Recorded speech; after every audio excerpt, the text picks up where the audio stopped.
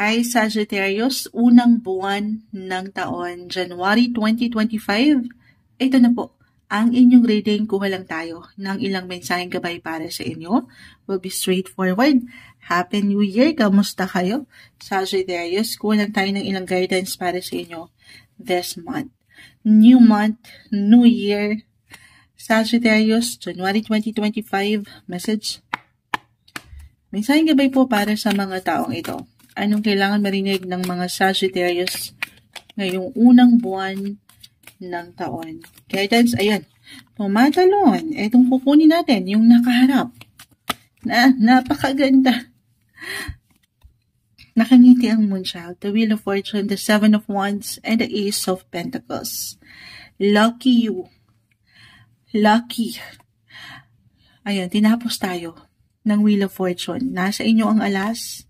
Unang buwan ng taon, positive possibilities, good luck. Ayan. New Year, ang perfect ng buwang ito. Hindi nyo pa man yan ma-realize.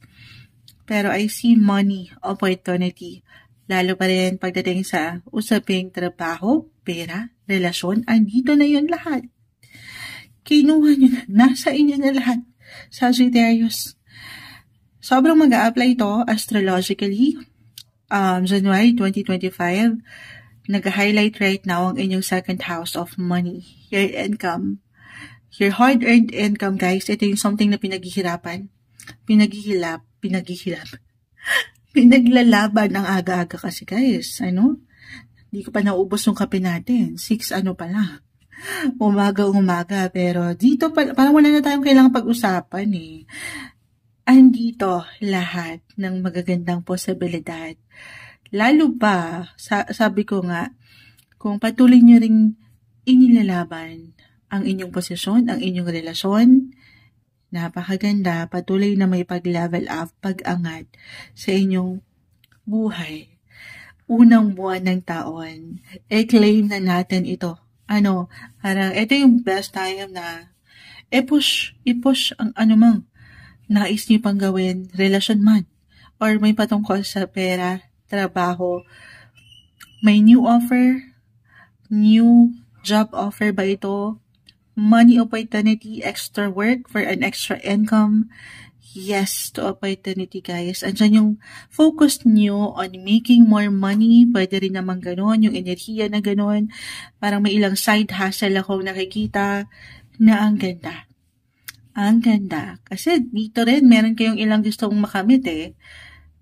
May umaangat yung ilang goal nyo na dapat ganito, ganyan. May plans na napakaganda.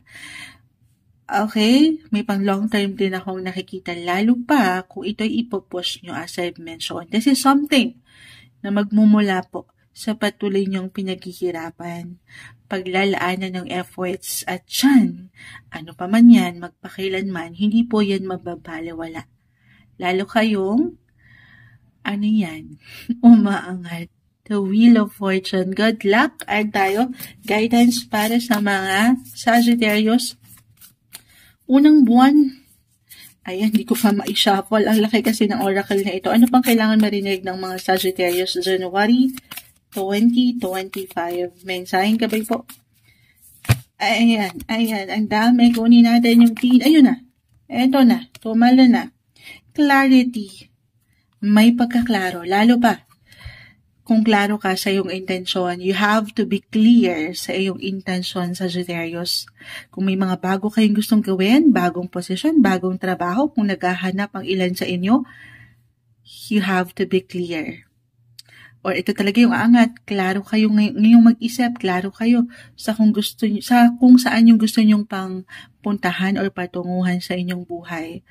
Focus, concentrate, eyes on the prize. At yan ay makakamit nyo. Unang buwan pa lang ng taon, January 2025, para sa inyo, Sagittarius.